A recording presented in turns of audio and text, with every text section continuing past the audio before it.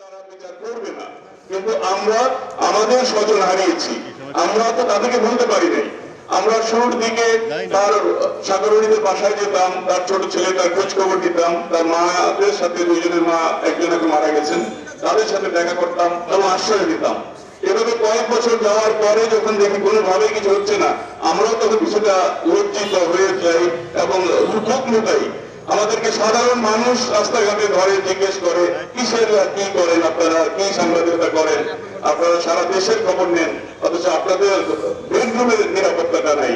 এই অবস্থা থেকে আমরা নানাভাবে চেষ্টা করে কোনো অগ্রগতি করতে পারিনি। আমরা সাগর ধরে হত্যাকাণ্ডের বিচার পাইনি, কিন্তু ব্রিটিশ সরকারের দেশ থেকে পালিয়ে গেছে।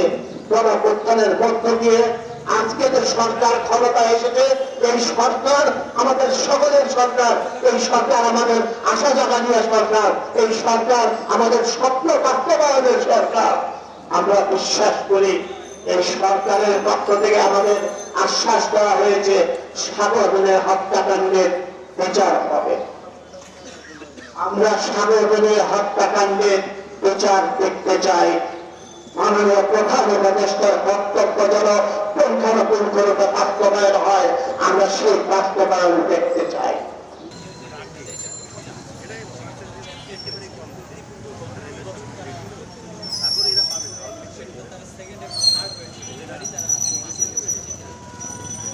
বাঙালি প্রজাতন্ত্রী সবচেয়ে বেশি ভূমিকা রেখে আসছে, তাদের আশা হয়তো বিচার আমরা একসাথে পাবো। আপনাদের খুঁজে বের করা হবে। এর পরবর্তীকালে সভাপতি জনাব সাখাওয়াত হোসেন বৎসর ভাই উপস্থিত হয়েছেন, জিইউজের সভাপতি জনাব। কেন যাওয়া লাগবে?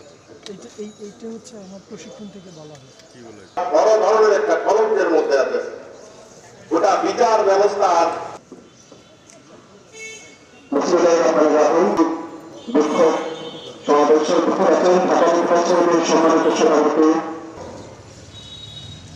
বিগত 12 বছর সাংবাদিক ইউনিয়ন এবং ফেডারেল সাংবাদিক ইউনিয়নের ব্যানার বিগত সরকারের সময় আমি এ পর্যায়ে আসলে আমাদের মধ্যে ইতিমধ্যে উপস্থিত রয়েছেন উপস্থিত ব্যক্তিবৃন্দ।